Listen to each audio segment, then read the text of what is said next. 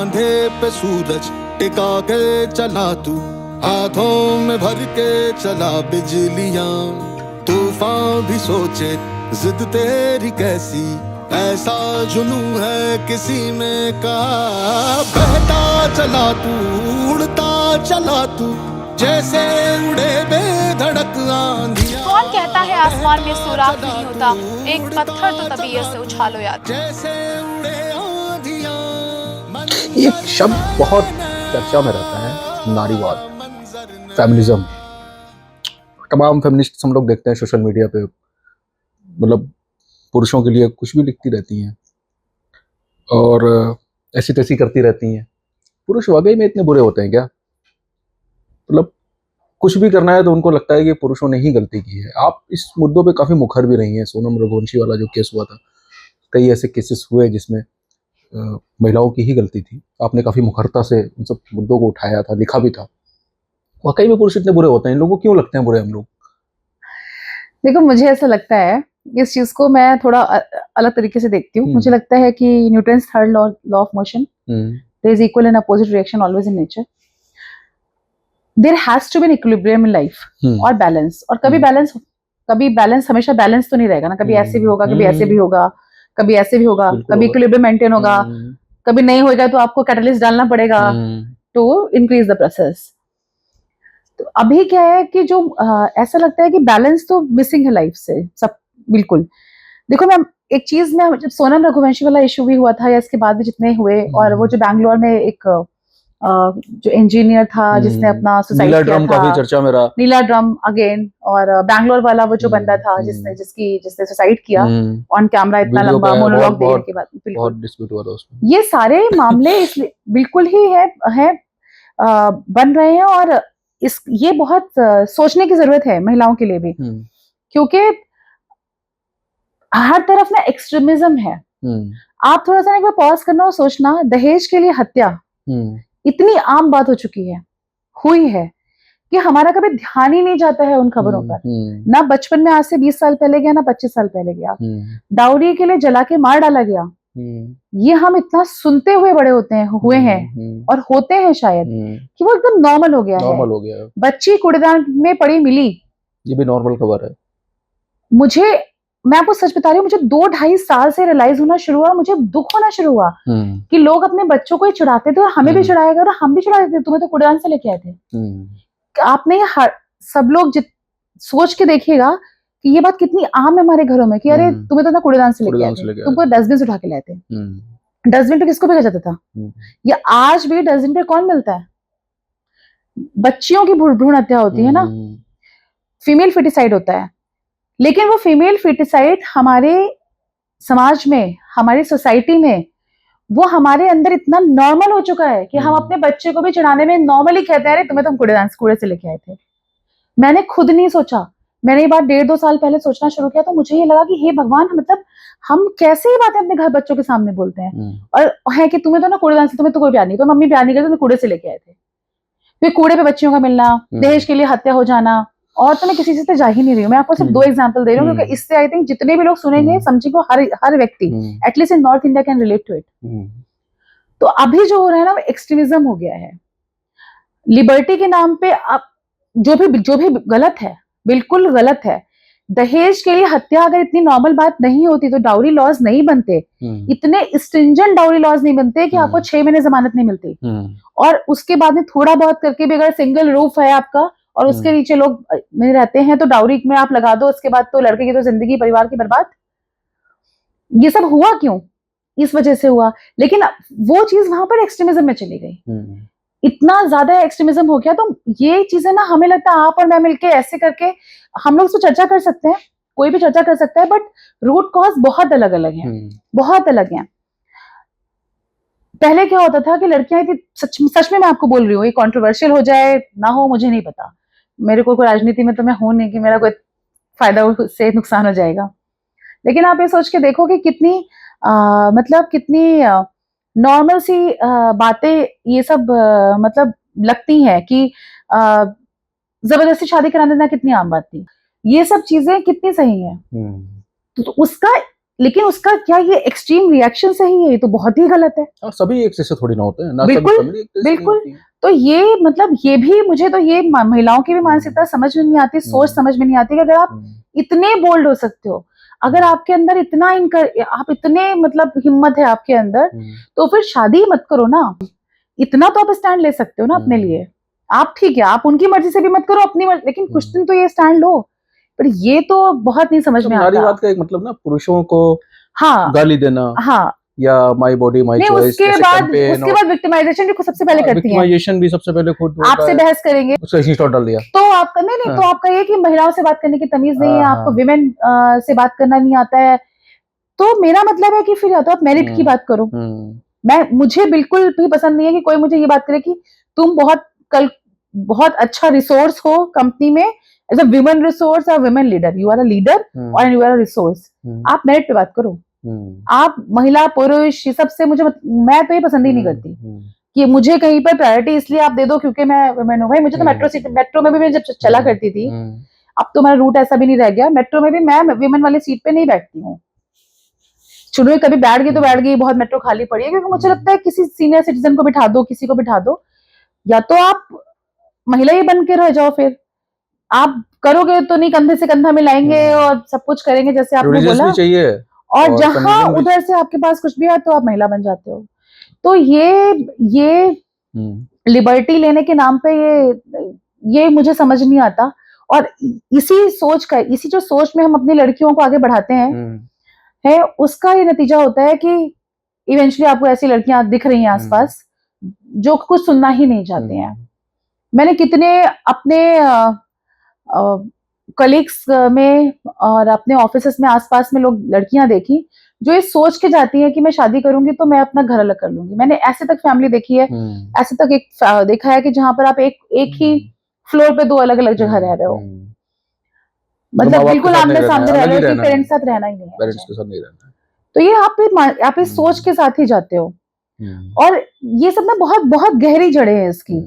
आप शादियां ही as a parent हम अपनी लड़की की शादी ये सोच करते हैं कि उसको फैमिली में नहीं रहना है, फिर जब हमारे लड़के की शादी होती है तो हमें लगता है नहीं, हमें तब कष्ट होता है। वही तो नारीवाद का मतलब ही यही बना दिया ना कि आप नारीवाद का मतलब पुरुषों को गाली दो, my body my choice type के, और आजकल जो चल रहे हैं लेटेस्ट कैंपेन्स टाइप के ये लोग चलाते रहते हैं, उसको नारीवाद बोलते हैं। ये तो देखिए इस सब की मैं क्या ही बोलूं, प्रोग्रेसिव होने का मतलब ही यही बना दिया गया है कि आप अपनी जड़ों से कट जाइए, as a Hindu also, as a Sanatani also, आप अपनी जड़ों से कट जाइए। आप अगर माला जप रहे हो, आपने बिंदी लगा ली है तो आप बहुत पिछड़े हुए हो। अभी साड़ी पहनने का विरोध का एक वो कैंपेन चला था, कि साड़ी नहीं पहनोगे, आप साड़ी पहनोगे तो फिर आप जो है बंधुआ टाइप की हो गई है। हाँ, तो आप ये मान के चलते हो कि यार प्रोग्रेसिव हम तभी दिखेंगे जब हम अपनी जड़ों से कट जाएं, जबकि अगर आप दूसरे कम्युनिटीज में देखिए शराब पीना या सिगरेट पीना या ये सब प्रोग्रेसिव ठीक है, ऐसा कोई बुराई नहीं है, लेकिन इसको आप उसका एक मानक तो नहीं बना सकते। हाँ, आप दूसरे कम्युनिटीज में देखिए, वो जितना उनकी पढ़ाई लिखाई आगे बढ़ती है, वो जितना आगे बढ़ते हैं उतना ज्यादा वो अपने चीजों को समझते हैं। हमारे और कम्युनिटीज में मेरे जिस सोसाइटी में मैं रहती हूँ उसी के बगल वाले दूसरे टावर में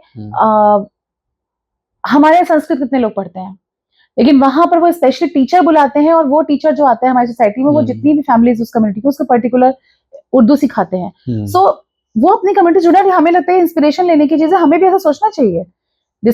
लेकिन हमारे यहाँ तो आप अगर किसी बच्चे अपने कल्चर से दूर जाना है, मतलब वही प्रोग्रेसिव होना है। उन्नति कर रहे हैं जब आप अपनी कल्चर आप मॉडर्न तभी दिखोगे जब आप अपने कल्चर को छोड़ दोगे। अगर आपने कल्चर को पकड़ के रखा हुआ है, आप पूजा पाठ करते हो, आप पूजा पाठ के बारे में सोचते हो, आप गीता रामायण पढ़ते हो, आप मंदिर जाते हो, आप व्रत रखते हो, आप अगर फास्ट रखते हो तो आपको 10 में मिलने वाले से 4 लोग आपसे पूछ लेंगे। व्रत के अगेंस्ट में एक बहुत बड़ा कैंपेन चलाया गया था सोशल मीडिया पे, काफी लोगों ने लिखा। ये नारीवाद नहीं है, नहीं है।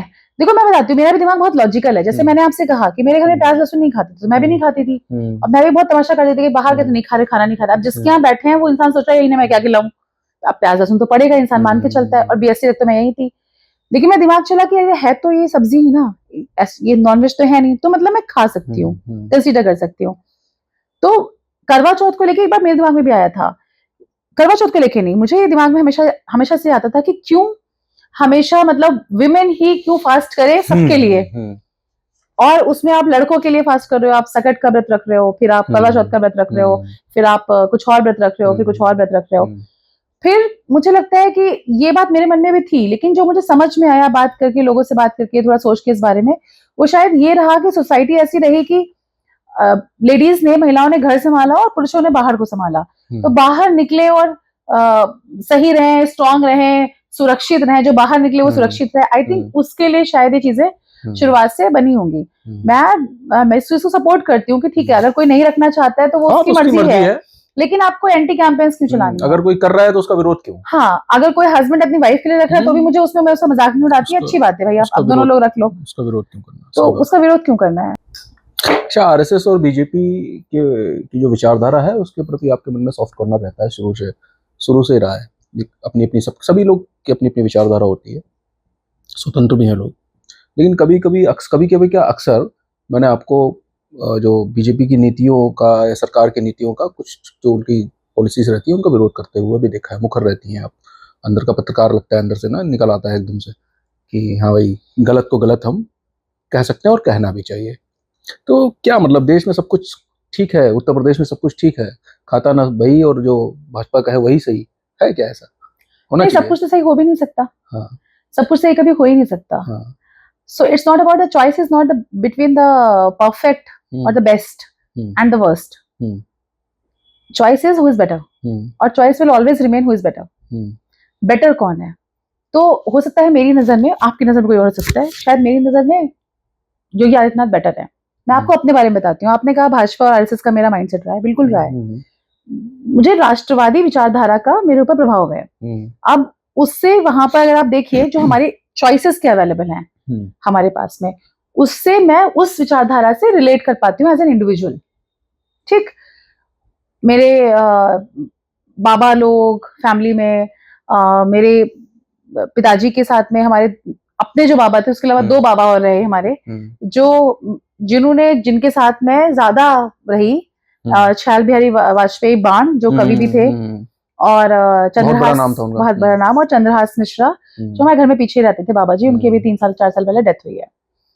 वो आर्य समाज फैमिली पूरी घनघोर आर्य समाजी। ठीक, और बाबा जो थे, जो अटल बिहारी वाजपेयी बाबा थे, हमको झांकी दिखाना, हमको पुलिस लाइन ले जाना, हमारे सारे त्योहारों का ध्यान रखना, क्योंकि पिताजी मेरे रहते नहीं थे, और जब रहते थे तो भी उनको पास और लोग घेरे रहते थे, तो वही करते थे। तो इसलिए हमारे ऊपर मतलब इन चीजों का अगर आप देखो तो दोनों के दोनों संग का वो सुबह अपना हाफ पैंट पहन के जाना, तो वो तो हमने बचपन से देखा है, तो वो प्रभाव तो है।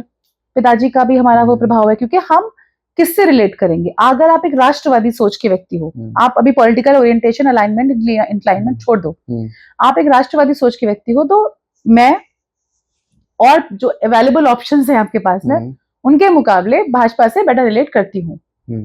लेकिन इसका मतलब ये थोड़ी ना है कि वो सारी ही नीतियां उनकी नहीं, तो सारी नीतियां सही हो भी नहीं सकती, और विरोध करना चाहिए। लेकिन हम हमेशा जैसे इन चीजों पे हम विरोध करते हैं, हम भी सवाल पूछते हैं, हमारी भी क्यूरियोसिटी मन में आती है कि क्यों। लेकिन मैं आपको बताती हूँ, मैंने जीवन की एक बहुत बड़ी गलती करी है, और भैया को याद होगी और बाकी लोग को याद होगी, और आप लोग को पता नहीं याद होगा नहीं याद होगा, जब केजरीवाल एज एन ऑप्शन आया था, जो मुझे लगता है कि मेरे जीवन की बहुत बड़ी गलती थी। मेरे घर में लोग मेरे को मजाक, हाँ, मेरे घर में भी लोग मेरा मजाक उड़ाते हैं इस बात को लेके, और सब लोग कहते हैं कि तुम्हारे जैसे ही लोगों ने वोट देकर के ना उसको ये बना दिया।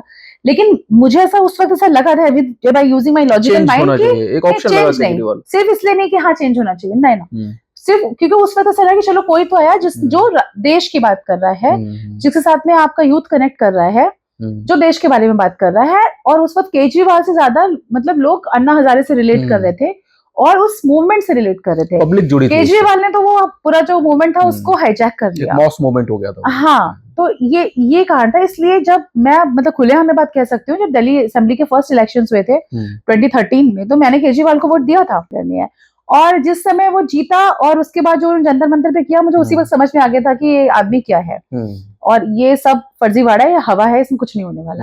तो मेरे साथ वो फ्लेक्सिबिलिटी थी, बट वो भी आप जैसे ना दूध का जला छाछ भी फूक फूक के पीता है, तो वो वाला मेरा हाल कि मैं ठीक है अपना घर ही एक बार कर लिया, हाँ बहुत हो गया, नहीं वो दोबारा उस रास्ते जाना नहीं, किसी और को क्यों ट्राई करना। लेकिन गलत को गलत कहना चाहिए, और तो कहना चाहिए, बिल्कुल कहना चाहिए, लेकिन मैं इस चीज को ऐसे मानती हूँ कि गलत को गलत कहना चाहिए, सवाल पूछने चाहिए। जैसे अभी हम इस बात को बहुत अच्छे से समझते हैं जर्नलिज्म से रह करके और जितना पढ़ लिख करके कि as a prime minister, as a हम 6-7-9 संभालते तो हमारी हालत खराब रहती है। एक व्यक्ति और कुछ लोग मिलके, 40-50 लोग मिलके, 100 लोग मिलके देश चला रहे हैं, हमारा देश चला रहे हैं। उनके ऊपर कितनी रिस्पॉन्सिबिलिटी है, उनके पास, उनको कितनी टेंशन रहती होगी, कितना वर्कलोड होता होगा। आपको स्टोरी आइडिया देना पड़ता हो, हमें एक डे प्लान देना पड़ता था, स्टोरी आइडिया कि कल आप क्या स्टोरी करोगे, तो हमको ये भगवान, हमको 3 घंटे टेंशन आ रही, क्या लिखवाना है डे प्लान में, ऑफिस से फोन आने वाला होगा, उनको तो 150 करोड़ लोगों का डे प्लान देना है कि क्या करोगे, तो कैसे, तो उनके ऊपर बहुत रिस्पॉन्सिबिलिटी रहती है। लेकिन अभी पाकिस्तान से जब हमारा युद्ध हुआ, तो अचानक से जब सीज फायर हुआ, तो हमें भी उस वक्त अच्छा नहीं लग रहा था, जबकि हमको पता था कि वॉर हमेशा आपको पीछे ले जाएगा, इकोनॉमी को आपको 20 साल पीछे ले जाएगा, आपको 30 साल पीछे ले जाएगा, आपको कहाँ ले जाएगा आपको नहीं पता। तो ये सारी चीजें, इसलिए हम सवाल पूछते हैं। यूपी की आपने बात करी, मैं आपको बताती हूँ, मुझे योगी आदित्यनाथ और मेरे साथ की कम से कम 8 से 10 लड़कियों ने भाजपा को वोट सिर्फ इसलिए दिया because of the law and order. That's the only thing. UP में हमारे जैसी बहुत महिलाओं की चॉइस हम आपसे कह सकते हैं, जो योगी आदित्यनाथ इसलिए है क्योंकि महिलाओं के लिए लॉ एंड ऑर्डर दुरुस्त किया। मैं ड्राइव करती हूँ, 12-13 साल हो गए मैं गाड़ी चलाती हूँ, मैं कहीं भी जाती हूँ, कहीं भी आती हूँ, बड़ी गाड़ियां चलाना मुझे पसंद है। कोई टाइम का ध्यान रखना मुझे ज्यादा पसंद नहीं है, मतलब टाइम इन द सेंस कि हाँ ठीक है, मतलब मैं इसलिए क्यों नहीं निकलूं कि सेफ नहीं है। मुझे इस बात से ना बहुत कसक होती है, मुझे पसंद नहीं है कि मैं तुम ना अभी मत निकलो, 11 बज रहे हैं, क्यों भाई? एटलीस्ट नोएडा में तो मैंने ये देखा है यूपी में वोट पड़ा लॉ एंड ऑर्डर के नाम पर, और तो हमारे जैसे तो मुझे लगता है कि योगी जी को जो भाई महिलाओं का वोट मिला है, पढ़ी लिखी महिलाओं का, बाहर निकलने वाली का, उसमें ये तो पता है कि अगर कोई छेड़छाड़ बदतमीजी करती तो वो आदमी की तो गई, अगर वो सीसीटीवी में या कहीं पे आ गए वो तो खत्म है। तो ये जो तसल्ली है ना, ये बहुत बड़ी चीज है, ये बड़ी चीज, बहुत बड़ी चीज है। अच्छा ठीक है।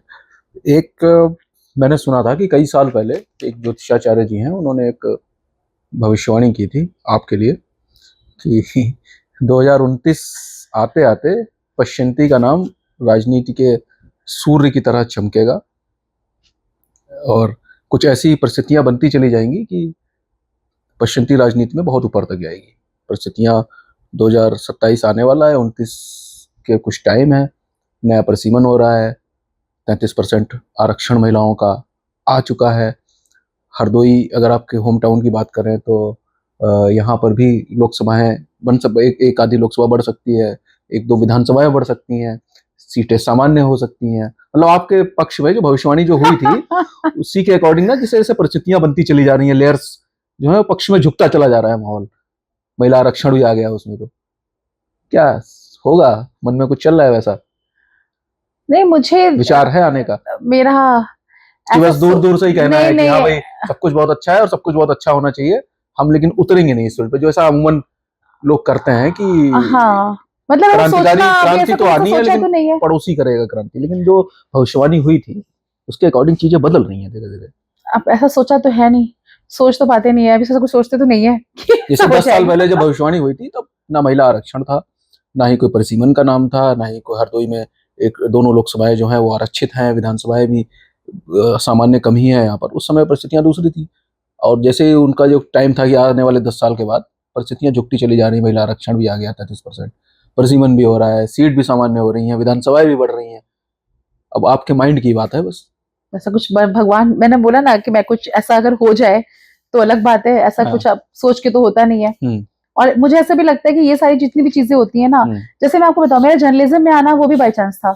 इतना ज्यादा आई वाज सो कॉन्फिडेंट कि मैंने योग का, मैंने जैसे बताया ना, मैंने एंट्रेंस ही नहीं दिया था, तो वो भी ऐसे ही हो गया। बीएससी करने के बाद में माइक्रोबायोलॉजी से, बायोटेक्नोलॉजी से मैं एमएससी करना चाहती थी। मेरे को बड़ा दुख भी हुआ था कि मेरे बड़े चाचा ने मुझे फॉर्म्स 1000 रुपए, उस वक्त बहुत मायने रखा करते, 2008 में फॉर्म भेजे और पिताजी ने मुझे भरने ही नहीं दिए। फिर पिताजी ने लखनऊ यूनिवर्सिटी का मुझे एंट्रेंस हुआ करता था, एग्जाम नहीं देने दिया। बट आई थिंक वो सारी चीजें ना होनी थी ऐसे करके कि हाँ जर्नलिज्म में जाना था या इस फील्ड में जाना था, तो वैसा हुआ डेस्टिनी। हाँ, उसके बाद में जी न्यूज में आना भी मेरा ऐसे था, एंकरिंग करना भी ऐसे ही हुआ। मतलब अराउंड द लाइफ जो है परिस्थितियां आप करना नहीं चाहती थी, लेकिन परिस्थितियां वैसी बनती चली गई, और हमें तो लग रहा है कि परिस्थितियां वैसी भविष्यवाणी बन जाए तो अलग बात है, भविष्यवाणी जो है ऐसा कुछ सोचा तो है नहीं है ऐसा, लेयर बाई लेयर ना परिस्थितियां बनती चली जा रही हैं। हाँ, तो बस ये है कि बाकी तो भगवान जो करते हैं ठीक ही करते हैं, मुझे लगता है जो होगा देखा जाएगा, अच्छा होगा। टिपिकल पश्यंती शुक्ला स्टाइल में मुझे 2 शब्द सुनने हैं जो मैं अभी नाम लूंगा, रैपिड फायर कह सकते हैं उसको। क्या मन में आता है इन पर्सनालिटीज के लिए? पीएम मोदी। चट्टान। अच्छा, झुकेगा नहीं। ना। Yogi Adityanath.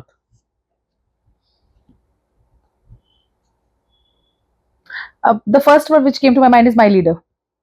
My leader. My leader. For women, My महिलाओं leader. के लिए My leader. Law and order दे रहे हैं, सुरक्षा दे हाँ, रहे हैं, सब कुछ दे रहे हैं। रैपिड फायर है बट मैं एक लाइन बताऊंगी। जब हाँ। अखिलेश यादव आए थे हाँ तो हमारे जैसे बहुत सारे लोग, मुझे याद है उस वक्त मैं शादी यूनिवर्सिटी में थी, हम लोग को काफी उम्मीद थी। हाँ इसलिए उम्मीद थी क्योंकि मैं रिपोर्टिंग कर चुकी थी, मैंने उनके काफी चीजें कवर किए हुए थे, इवेंट्स वगैरह, और मुझे पता था वो ऑस्ट्रेलिया से पढ़ाई लिखाई करी है। तो मुझे ऐसा लगता था कि जो ट्रेडिशनल चीजें जाकर के एक नया एनर्जी, जो प्राइम मिनिस्टर ने बाद में उस लेवल पे किया, यूथ को इकट्ठा किया 2014 में, वो उम्मीद हमको 2012 में, जब 12 ही होगा मेरे ख्याल से, 5-7, हाँ 12 था, तो मुझे हम लोग को अखिलेश यादव से थी, और बहुत लंबे समय तक 3, लेकिन वो 3-3.5 महीने में जो नोएडा की हालत देखी ना, तो ऐसा लगता था कि 6 महीने के लिए हे भगवान अभी 4.5 साल निकालने हैं ऐसे ही। आपको मैं बताती हूँ, मैं उसमें ग्रेटर नोएडा में रहती थी। ग्रेटर नोएडा में मैं एक फ्लैट लेके, पूरा एक फ्लोर लेके रहती थी, एक घर लेके। एक्चुअली उस घर में ऊपर नीचे कोई नहीं था, बीच में मैं रहती थी, नीचे वहां कोई नहीं रहता था। मैं दोपहर में आती थी ऑफिस से जब, तो मैं अपना दरवाजा ऐसे ऐसे करके ना, और जीना जैसे मुड़ते हैं ना, तो ऐसे मुड़े सबसे दरवाजा देखती थी, ताला पड़ा है कि टूट गया। मन में होता था टूट तो नहीं गया, क्योंकि रोज एक नई खबर होती थी कि आज यहाँ पे ये ताला टूटा, आज यहाँ पे ये चोरी हो गई, और ऐसा इतना बुरा लौना। अगला नाम मैं अखिलेश यादव का ही लेने वाला था, लेकिन आपने नाम लेने से पहले ही उनके विषय में ना बता ही दिया। होप थी मुझे, उम्मीद थी, अभी भी है, होप है, अभी है अखिलेश यादव में, होप है, होप तो रहेगी, होप तो रहेगी। मुझे अभी भी ऐसा लगता है कहीं ना कहीं 40%, 20%, 10% कि शायद जो पूरी परिस्थितियां परहैप्स जो व्यक्ति करना चाहता होगा नहीं कर पाएगा उस समय। अभी का मैं नहीं कुछ कह सकती। राहुल गांधी। होपलेस हूं मैं। अच्छा, last but not the least, Naresh Agrawal. क्या विचार है इनके विषय में आप? प्रोफेशनल पॉलिटिशियन, एक हरदोई की मूल निवासी होने के नाते क्या कहेंगे नरेश अग्रवाल के लिए? Professional politician. ये तो अंदर का पत्रकार बोल रहा है। पश्यंती शुक्ला क्या कहेंगे नरेश अग्रवाल के लिए? हरदोई के लिए नरेश अग्रवाल एक माइलस्टोन कह सकते हैं राजनीति में, राजनीति के मानचित्र में। शायद ही हरदोई को कोई जानता हो, लेकिन नरेश अग्रवाल के नाम से लोग जानते थे। आप बाहर रहती होंगी तो आपके जो मीडिया के लोग होते होंगे वो पूछते होंगे, अच्छा कहाँ नरेश अग्रवाल? हाँ, नरेश अग्रवाल के नाम से लोग हरदोई को जानते हैं। हाँ। और अगर आप किसी हरदोई को कोई नहीं जानते और आप आगे जाके बाहर बता दीजिए कि अच्छा ठीक है हरदोई से, या अभी भी मेरे ऑफिस में 1-2 हम लोग हैं जो बहुत पॉलिटिक्स और नेशनल इंटरेस्ट स्पेशली डिस्कस करते हैं, तो वो बोलेंगे अच्छा ठीक है नरेश अग्रवाल। हाँ जी, नरेश अग्रवाल। तो मतलब मुझे ऐसा लगता है कि he is a professional politician. Politician generally professionally होते हैं क्योंकि उनका प्रोफेशन ही पॉलिटिक्स है, ठीक है। But professional politician when I से मींस कि उन्हें पता रहा उन्हें कब कहाँ क्या करना है, कब कहाँ क्या रहना है, तो उन्होंने उन चीजों को शायद बहुत सही से किया। इसलिए आई थिंक जो हरदोई में इतने उस जहाँ पे वो जो भी चीज उन्होंने अचीव किया वो दूसरे लोगों के लिए मुश्किल रहा, ये तो हमें एक्सेप्ट करना चाहिए। आपकी विचारधारा से एज एन इंडिविजुअल अलाइन होती है, एज ए पार्टी अलाइन होती है, दैट्स डिबेटेबल, वो डिबेट का विषय हो सकता है। बट ओवरऑल मुझे लगता है कि अगर किसी को पॉलिटिक्स सीखनी है तो उनसे सीखी जा सकती है कि आपको किसी को पॉलिटिक्स को अगर प्रोफेशन बनाना है, आप उनसे प्यार कर सकते हैं, आप उनसे नफरत भी कर सकते हैं, लेकिन उनको इग्नोर नहीं कर सकते, बिल्कुल नहीं कर सकते। और उन्होंने जितना जब तक हम रहे यहाँ पर, देखिए अभी तो मैं इसमें बहुत ज्यादा नहीं बोल सकती, 20 साल से तो मैं रहती नहीं हूँ, मैं मुश्किल से 1.5-2 दिन के लिए यहाँ आती हूँ, 2 घरों में जाना मिलना जुलना होता है और बस उसके बाद वापस। तो हरदोई के लोकल इश्यूज को मैंने कोई फॉलो अप नहीं किया है, इसलिए मेरा उस पर कोई कमेंट या नहीं है, ऑब्जर्वेशन भी नहीं है, व्यू भी नहीं है। लेकिन तब तक हमें ऐसा लगता था कि अगर वो रहेंगे तो कुछ तो करेंगे। भाई ऊर्जा मंत्री बन गए तो बिजली आती थी, उस समय बिजली कितनी बड़ी बात हुआ करती थी, मतलब आज की डेट में शायद आज की जनरेशन को समझ नहीं आया। हाँ, जब I think road transport minister बने थे तो कुछ नहीं तो बसें चल गई थी यहाँ से दिल्ली तक की, कई बस अड्डे बन गई थी, थोड़े रोड वोड तो ठीक होती रही। तो बाकी तो जो लोग करते हैं वो करते रहे होंगे, लेकिन मुझे लगता है एज ए पॉलिटिशियन तो वही है कि जो साम दाम दंड भेद को नहीं, बखूबी आप देखिए समझता ना, हो, आप और नरेश अगर- अग्रवाल जी जो हैं साम दाम दंड भेद के ज्ञाता हैं हाँ, तो सरकारें आएंगी जाएंगी, नरेश अग्रवाल थे हैं, और रहेंगे, ये बात है। हरदोई के लिए तो एटलीस्ट हरदोई यही के लिए यही सच है, रहेंगे। यही सच है। ठीक है, तो आपने पश्यंती को सुना, उनके मन की बात सुनी, हमने भी अपनी मन की बात उनसे पूछी और उन्होंने अपनी मन की बात हमसे साझा की। पश्यंती नारी सशक्तिकरण का एक प्रत्यक्ष उदाहरण है, ऐसा उन्होंने कई बार साबित भी किया है। नारायणी तो वो हैं ही, शक्ति स्वरूपा भी हैं और काबिल भी हैं, ऐसा हमारे देश के प्रधानमंत्री नरेंद्र मोदी जी भी मानते हैं। फिर से मिलेंगे किसी और